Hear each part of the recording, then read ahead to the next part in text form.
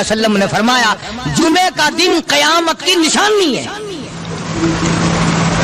قیامت کا دن جس دن قائم ہوگا جمعہ ہی ہوگا. السلام علیکم دوستو، امید کرتا ہوں آپ حضرات خیریت سے ہوں گے.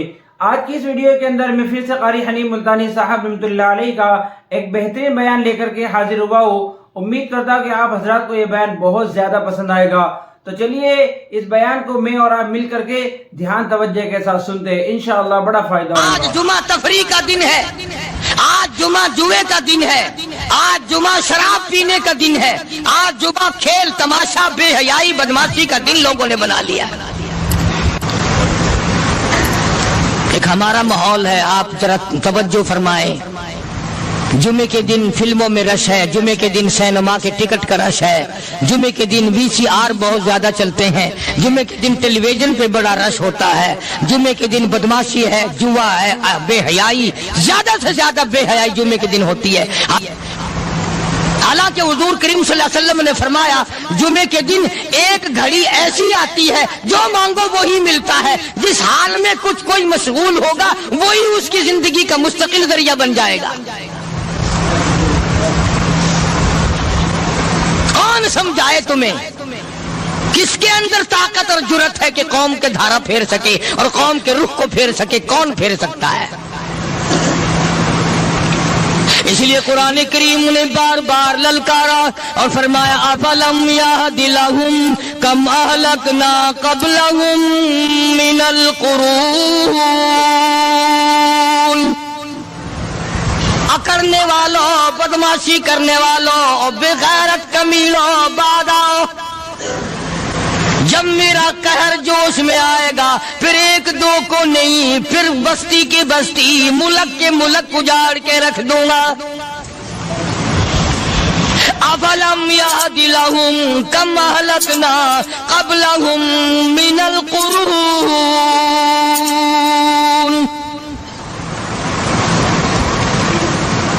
میں نے قرن کے قرن اجاڑ دیے، میں نے روئے زمین کے مالک اجاڑ دیے، میں نے ملکوں کے بادشاہ اجاڑ دیے، میں نے وزیر اعظم اجاڑ دیے، میں نے گورنروں سے بھیک کے ٹکڑے منگوا دیے. میں وہ خدا ہوں وتعز من تشاء وتذل من تشاء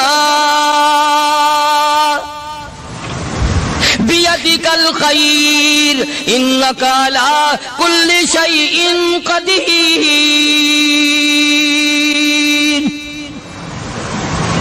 سارا نظام میرے ہاتھ میں ہے. تبارک الذی بیدہ الملک.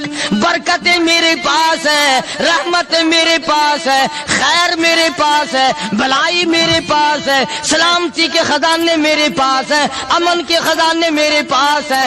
وہو علی بیدہ الملک. ملک میں راج میرا. وہو علی کل شیء قدیر. ذرے ذرے پہ قبضہ میرا، پتے پتے پہ قبضہ میرا، پہاڑ کی ایک ایک کنکر پہ قبضہ میرا، سمندر کے قطرے قطرے پہ قبضہ میرا. تو ہوتا کون آ کر کرنے والا؟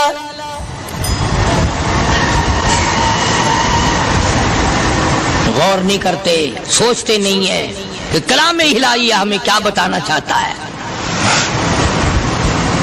جناب عثمان رضی اللہ تعالیٰ عنہ فرماتے ہیں او لوگوں، میں نے ساری زندگی گزار دی اسلام کے بعد جس دن سے میں نے کلمہ پڑھا آخری دم تک کوئی جمعہ ایسا نہیں، کوئی جمعہ ایسا نہیں گزرا اللہ کے نام پر میں نے ایک غلام خرید کے آزاد نہ کیا ہو. پہلے لوگ بھی جمعے کے دن درود پاک کی کثرت کرتے تھے، خیرات کیا کرتے تھے کہ 8 دن کا کفارہ ہو جائے، اللہ تبارک و تعالی راضی ہو جائے. آج کے دن قیامت آئے گی، نہ جانے میرا کیا حال بنے گا، کن لوگوں میں میرا شمار ہوگا. مدنی کریم صلی اللہ تعالی علیہ وسلم کا دربار لگا ہوا ہے، مجلس ہے آقا مدنی صلی اللہ علیہ وسلم کی. وہ کتنے مقدروں والے جوان تھے جو اپنے محبوب صلی اللہ علیہ وسلم کی مجلس میں بیٹھتے تھے. وہ کتنے خوش بخت اور خوش نصیبے والے لوگ تھے جو اپنے آقا کے سامنے بیٹھتے تھے. حضور کریم صلی اللہ علیہ وسلم نے فرمایا مجھے 3 چیزوں سے بڑی محبت ہے، 3 چیزیں بڑی پیاری لگتی ہیں، 3 چیزیں دنیا میں بڑی مرغوب ہیں مجھے۔ فرمایا ایک نماز میری آنکھوں کی ٹھنڈک ہے۔ سرکار کی پسندیدہ بات سنو، فرمایا نماز میری آنکھوں کی ٹھنڈک ہے۔ جو نماز پڑھتا ہے وہ میری آنکھوں کو ٹھنڈا کرتا ہے، جو نماز نہیں پڑھتا کیا مطلب؟ وہ مجھے رنج دیتا ہے۔ اور جامع ترمذی میں ایک حدیث موجود ہے، ارشاد ہے حضور کریم سب کہہ دو صلی اللہ علیہ وسلم کا، فرمایا کہ ہر پیر کے دن، ہر جمعرات کے دن ہر امتی کا نامہ اعمال میرے سامنے پیش کیا جاتا ہے۔ ہر امتی کا اعمال نامہ سرکار کے سامنے کر دیا جاتا ہے، تیرے فلاں امتی کا یہ عمل ہے۔ ذرا مسجد میں بیٹھے ہو، قبلے کی طرف منہ کیے بیٹھے ہو، لوگوں سوچو تو صحیح ہمارے اعمال نامے دیکھ کر آقا کو کتنا رنج ہوتا ہوگا، ہمارے کردار دیکھ کر، ہماری روح سیاہی کو دیکھ کر آقا کو کتنا رنج پہنچتا ہوگا صلی اللہ علیہ وسلم۔ ارے ہم نے حضور کی ذات اقدس کو رنج پہنچایا، پریشانی پہنچائی، تکلیف پہنچائی،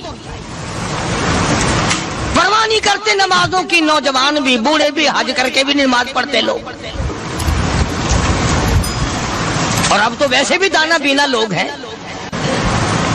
تو آپ نے ارشاد فرمایا کہ میری آنکھوں کی ٹھنڈک نماز میں ہے۔ 3 چیزیں مجھے پیاری ہیں پوری دنیا میں، 3 چیزیں پسندیدہ ہیں میری۔ سب سے پہلی فرمایا نماز میری آنکھوں کی ٹھنڈک ہے، قرۃ عینی فی الصلاۃ او کما قال النبی صلی اللہ علیہ وسلم۔ فرمایا جس آدمی، جس امتی کا یہ دل کرے کہ میں نبی کی آنکھ ٹھنڈی ہو، اسے چاہیے کہ نماز پابندی سے پڑھے۔ دوسرا فرمایا وفادار عورت مجھے بڑی پسند ہے۔ حضور کریم صلی اللہ علیہ وسلم نے فرمایا وفادار عورت، ہائے ہائے ہماری ماؤں سے زیادہ وفادار کون ہوں گی؟ جناب عائشہ صدیقہ رضی اللہ تعالیٰ عنہ فرماتی ہیں کالی کملی والے کے گھر میں 3 مہینے چولہے میں آگ نہیں جلتی تھی۔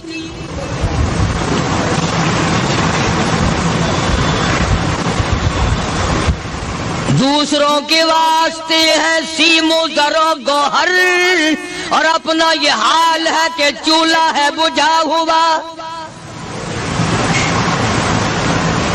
جناب عائشہ صدیقہ رضی اللہ تعالیٰ عنہ فرماتی ہیں ہمیں 24 گھنٹے میں 1 پانی کا پیالہ اور 1 کھجور کا دانہ ملا کرتا تھا۔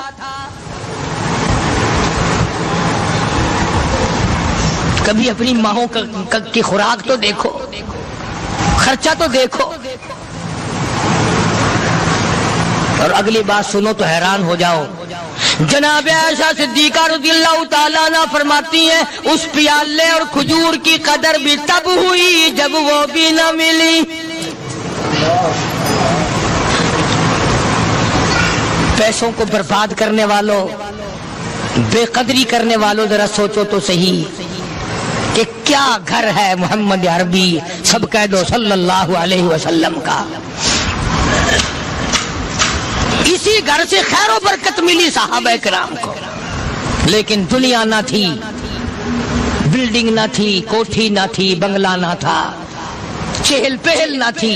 اچھا ایک بات اور آج یاد کر کے لے جاؤ، یہ تو مجبوری ہوئی نا، یہ تو ایک مجبوری ہوئی، پریشانی ہوئی، محتاجی ہوئی کہ پانی کا 1 پیالہ اور 1 کھجور کا دانہ ملتا تھا۔ اور اگلی بات سنو تو حیران ہو جاؤ، مجبوری اور چیز ہے، اختیار سے کرنا اور چیز ہے۔ جناب فاروق اعظم رضی اللہ تعالیٰ عنہ کی حکومت ہے، عائشہ صدیقہ رضی اللہ تعالیٰ عنہ سال کا خرچہ 12,000 روپیہ بوری میں بھر کر حضرت عمر نے حضرت عائشہ کے گھر پہنچا دیا، لو تمہارا یہ سال کا خرچہ آ گیا۔ سال کا خرچہ حضرت عمر رضی اللہ تعالیٰ عنہ نے جناب عائشہ صدیقہ رضی اللہ تعالیٰ عنہ کے پاس بھیجا۔ اتنا بڑا بورا بھر کر آیا۔ اللہ غنی، بجائے خوش ہونے کے، بجائے مچلنے کے، بجائے فخر کرنے کے اپنی خادمہ سے فرمانے لگی، حضرت عائشہ خادمہ سے فرمانے لگی، میں نے تو اپنے محبوب صلی اللہ علیہ وسلم کے پیٹ پہ پتھر دیکھے، میں نے تو کالی کملی والے کو فاقے کرتے دیکھا۔ خادمہ سے فرمانے لگی، اس بوری کے میرے درمیان میں کپڑا لٹکا دے، میری آنکھ دیکھنا گوارا نہیں کرتی، میری آنکھ دیکھنا بھی گوارا نہیں کرتی۔ اس نے کپڑا لٹکا دیا۔ اس کے بعد خادمہ سے فرمانے لگی، مدینے میں اعلان کراؤ، جس کو خیرات چاہیے وہ عائشہ کے دروازے سے آ کے لے جائے رضی اللہ تعالیٰ عنہ۔ سارے مدینے میں اعلان ہوگا، خیرات لینے والے آ جاؤ۔ شیئر ضرور کریں۔ ایک اور بات تھی اس وقت میں، ضرورت مند جاتا تھا، یہ نہیں کہ ٹیبک میں ہزاروں روپیہ پڑا ہوا پھر بھی مانگ کے کھانا ہے، جیب میں ہزاروں روپیہ پھر بھی مانگنا ہے، پلے سے نہیں کھانا۔ کہ جتنے بھیک مانگے ہیں نا، بھیک مانگنے والے، 1 کروڑ روپیہ دے دو انشاءاللہ شام کو پھر بھی مانگے گا، اس کے مقدر میں بھیک مانگنا ہے۔ فرمانے لگی کچھ نہیں ہے، وہ خادمہ کہنے لگی کچھ نہیں ہے۔ اب وہ خادمہ کہنے لگی کہ اگر 1 ٹکے کا گوشت منگوا لیتی تو تم بھی اپنا روزہ کھول لیتی، گوشت سے میں بھی کھا لیتی۔ کیا جواب دیا اما عائشہ صدیقہ رضی اللہ تعالیٰ عنہ نے؟ فرمانے لگی، اب تانا دینے سے کیا فائدہ، تو نے اس وقت یاد کیوں نہیں دلایا؟ اس لیے میں نے یہ واقعہ سنا دیا کہ پہلی بار سن کر کے تو آپ لوگوں کے دل میں بھی یہ بات آئی ہے نا کہ جی مجبوری ہے، چوری تو وہ کرنے سے رہی بیچاری، پریشانی جو ہوئی، غربت جو ہوئی، تنگی جو ہوئی، چلو پانی کا پیالے پہ گزر کیا۔ اور نہیں، یہ حضرات اختیاری بھی فاقہ کرتے تھے۔ اب 12,000 آیا اور افطار کرنے کے لیے چھچوا رہے، کھجور بھی نہیں۔ اور ہم تو خدا جانے کب کب تک کا انتظام سوچتے ہیں، پوتے پوتیوں تک کا انتظام جب تک نہ کر لیں اور اولاد در اولاد تک کا انتظام نہ کر دیں، اس وقت تک ہماری تسلی تو ہوتی نہیں۔ اسی کو مجذوب نے بڑے عجیب طریقے سے سمجھایا، کہتا ہے کہ آنے والی کس سے ٹالی جائے گی، آنے والی کس سے ٹالی جائے گی، اور جان ٹھہری جانے والی جائے گی، روح رگ رگ سے نکالی جائے گی، تجھ پہ ایک دن خاک ڈالی جائے گی، تیرے رشتہ دار عزیز اقربا دھڑا دھڑ مٹی پھینک کے ایسے آئیں گے گویا تجھے پہچانتے بھی نہیں۔ بڑی بڑی عجیب باتیں کہی مجذوب علیہ رحمت نے، اللہ کی رحمت نازل ہو اس کی قبر مبارک پہ، آمین کا۔ کہتا ہے سب کی سب ہیں راہ روے کوئے فنا، سب چل رہے ہیں فنا کی طرف۔ اب یہ جو ہم لوگ بیٹھے ہیں نا، خوش ہو رہے ہیں، میری 50 سال عمر ہو گئی، میری 60 سال عمر ہو گئی، میری 40 سال عمر ہو گئی، میری 30 سال کم عمر ہو گئی، اور اصل بات ہمارے دماغ میں، اپنے آپ کو آخرت کے لیے جس قدر ممکن ہو سکے تیاری کریں۔ آج کل بڑی رات ہے، سویرے اٹھو، کم سے کم صبح و شام ہر آدمی 1 تسبیح درود شریف کی، 1 تسبیح استغفار کی، اور 1 تسبیح تیسرے کلمے کی، یہ تو کم سے کم ہو ہی جائے۔ بکواس کرتے سو جاتے ہیں، بکواس کرتے اٹھ جاتے ہیں، بلا ہے کوئی زندگی کا معاملہ؟ اللہ سے معافی مانگتا سو جا اور معافی مانگتا اٹھ جا، خدا کی قسم اللہ کا دریائے کرم جوش میں آئے۔ تو یہ ساری چیزیں میں نے لیے عرض کی، تو وقت پورا کرنے والا حساب نہیں کہ نہ جانے کس کو توبہ کی توفیق ہو جائے۔ کم سے کم ان 3 تسبیحوں کو ہر مرد عورت لازمی پکڑ لے۔ 1 تسبیح درود شریف کی، 1 تسبیح سبحان اللہ والحمدللہ ولا الہ الا اللہ واللہ اکبر ولا حول ولا قوۃ الا باللہ العلی العظیم، اور 1 تسبیح استغفر اللہ الذی لا الہ الا هو الحی القیوم واتوب الیہ، یا استغفر اللہ ربی من کل ذنب واتوب الیہ، اور 1 تسبیح درود شریف کی اللہم صلی علی سیدنا مولانا محمد وعلی آل سیدنا مولانا محمد مبارک وسلم وصلی علیہ۔ جب 1 مرتبہ درود بندہ پڑھے گا، 10 بار اللہ کی رحمت آئے گی، 10 گناہ معاف ہوں گے، 10 درجے بلند ہوں گے، 10 خطائیں معاف کر دی جائیں گی، تو کتنا بڑا اجر ہے۔ خصوصاً بوڑھوں کو چاہیے کہ وہ گپوں میں اپنا وقت خراب نہ کریں۔ خدا کی قسم قبر میں جانے کے بعد تجھے 1 سانس کی مہلت ملے گی۔ پر مجھے اس بات کا افسوس ہے کہ آپ لوگ پورا مضمون سننے کی کوشش نہیں کرتے، بلکہ بعض لوگ بالکل اخیر میں سر سے ایک ہے جمعے کی فضیلت حاصل کرنا، ایک ہے جمعہ پڑھنا، ایک ہے سینوں لہاونا، اس میں بڑا فرق ہے۔ ایک ہے سر سے اتارنا اور ایک ہے اس کی فضیلت کا حاصل کرنا۔ حدیث پاک میں آتا ہے کہ جمعے کے دن فرشتے دروازے پہ کھڑے ہو کر کے حاضری لگاتے ہیں۔ ہاں، اللہ صاحب مل کی ٹیکسٹائل مل کی حاضری کا تو پتا ہے، مسجد کی حاضری کا کوئی پتا نہیں۔ اگر دیر ہو جائے تو وہ گیٹ کیپر واپسی کر سکتا ہے، اگر دیر میں آیا تو یہ فرشتہ نہیں کہتا، وہ لانتی ہوا پیچھے سے۔ بہت مدت کی بات ہے، علامہ یوسف بن نور رحمۃ اللہ علیہ زندہ تھے، میں کراچی تھا، تو حضرت نے مجھے فرمایا کہ جمعہ ہمارے یہاں پڑھا دو اب کے۔ میری والی وہ جمعہ پڑھاتا تھا ان دنوں میں، تو میں جب گیا تو ہم ایک چھوٹے سے دروازے سے داخل ہونے لگے۔ ایک پٹھان کہنے لگا پرلے دروازے سے چلو، میں بھی ادھر سے جاتا ہوں۔ میں نے کہا کیوں؟ کہنے لگا فرشتہ ادھر رجسٹر لیے کھڑا ہے، تم ادھر سے گھس جاؤ گے تمہارا حاضری نہیں لگے گا۔ وہ کہنے لگا فرشتہ بڑے گیٹ پہ کھڑا ہے، ادھر چلو۔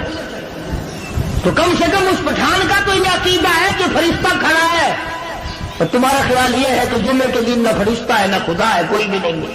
اس لیے سیرت النبی صلی اللہ علیہ وسلم کا عنوان شروع ہوگا، وقتی آؤ پورا مضمون سنو تاکہ لطف آئے، دل و دماغ بنے۔ اور عقیدہ میں نے تمہیں بتا دیا، لا الہ الا اللہ، خدا کے سوا الہ کوئی نہیں، مشکل کشا کوئی نہیں، پیدا کرنے والا کوئی نہیں، فصل میں دکان میں کارخانے میں اس کے سوا برکت دینے والا کوئی نہیں۔ اور یہ بات بتائی کس نے؟ محمد الرسول اللہ صلی اللہ علیہ وسلم، ہمارے نبی حضرت محمد الرسول اللہ صلی اللہ علیہ وسلم نے ہمیں یہ بات بتائی، خدا کے بعد خدا کوئی نہیں، مصطفیٰ کے بعد نبی کوئی نہیں، حضور صلی اللہ علیہ وسلم کے بعد کوئی کسی قسم کا جو نبوت کا دعویٰ کرے وہ کافر ہے، دجال ہے، بے ایمان ہے، وہ خنزیر سے بدتر ہے جو میرے آقا کے ختم نبوت کے تاج کو ہاتھ لگائے گا۔ فرمایا لہم قلوب لا یفقہون بہا، اللہ پاک جل شانہ فرماتے ہیں جس کا دل قرآن کریم سمجھنے کا عادی نہیں، لہم قلوب لا یفقہون بہا، جس کا دل قرآن سمجھنے کے لیے تیار نہیں، وَلَهُمْ أَعْيُنٌ لَا يُبْصِرُونَ بِهَا، جس کا کان اللہ کا قرآن سننے کے لیے تیار نہیں، أَمْ لَهُمْ آذَانٌ لَا يَسْمَعُونَ بِهَا، أَمْ لَهُمْ آذَانٌ يَسْمَعُونَ بِهَا، جس کا کان خدا کا قرآن سننے کو تیار نہیں۔ خدائی فیصلہ سنو، اللہ کے قرآن کا فیصلہ سنو، اللہ کے کلام کا فیصلہ سنو، جس کا کان میرا کلام سننے کے لیے تیار نہیں، جس کو میرا قرآن سن کے مزہ نہیں آتا، جس کو میرا کلام سن کے حلاوت نہیں آتی، جس کو میرا کلام سن کے لذت نہیں آتی، جس کی روح تازی نہیں ہوتی، جس کو لطف نہیں آتا، جس کو کیف نہیں آتا، جس کو سرور نہیں آتا، جو میرا قرآن سننے کو تیار نہیں، جو میرا قرآن آنکھوں سے دیکھنے کو تیار نہیں، جو میرا قرآن سننے سمجھنے کے لیے تیار نہیں، آؤ پھر خدائی فیصلہ سنو۔ فرمایا اولئک کالانعام،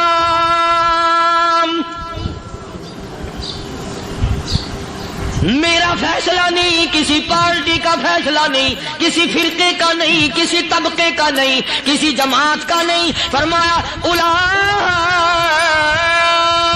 الانعام، پیدا کرنے والا مالک و خالق کہتا ہے مجھے اپنی کبریائی کی قسم یہ سارے جانور ہیں،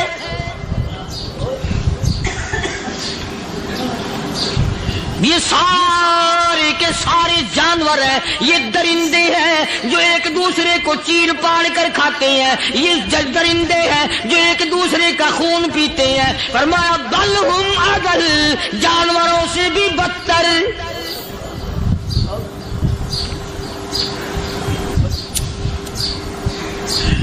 جس کے دل میں قرآن سن کر ترس نہیں، جس دل میں رحم نہیں، اپنے اپنے سے کمزور دیکھ کر جس کے دل میں شفقت نہیں، مہربانی کا مادہ نہیں، فرمایا وہ کوئی بندہ ہے، وہ تو جانور ہے. اور خدا قسم میں آ گیا، فرمایا بل ہم اضل، اس سے بھی بدتر.